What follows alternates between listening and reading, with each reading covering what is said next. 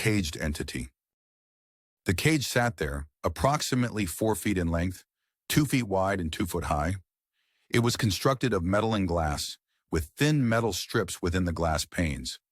It was also a 2-level cage, meaning it had a lower level as well. Across the bottom was fake turf and a few small pieces of ceramic wood shapes. Small containers held water and food pellets. There had been 2 guinea pigs, a pair that lived and played together, but sadly one of them passed away. The owner was a lady whom her friends nicknamed SpookyQueen. She had set up cameras in her house to capture anything and anyone that wasn't supposed to be there. Some of these cameras were remotely driven, meaning they could turn and face any direction she desired via the app on her cell phone.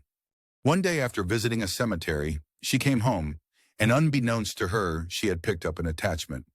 All seemed fine at first until she noticed something on her camera. It was the middle of the night and a noise had awakened her from her slumber. Then she noticed the upper left side of the cage.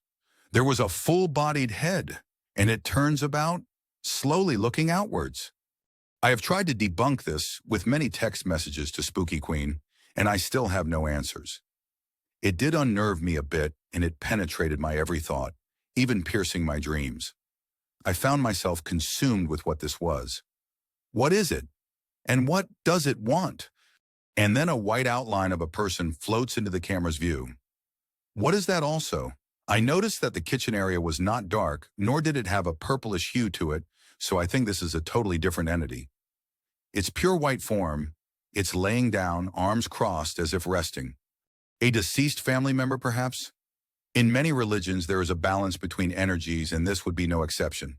And although goosebumps would appear on my skin as I watched the video, I felt a calmness with the white figure, even though I was thousands of miles away.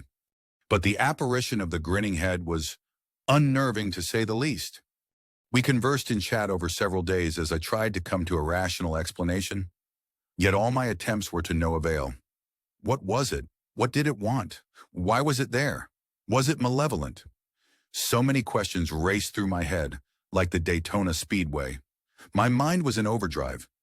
I couldn't sleep. Every waking moment, it was there, in my conscientiousness.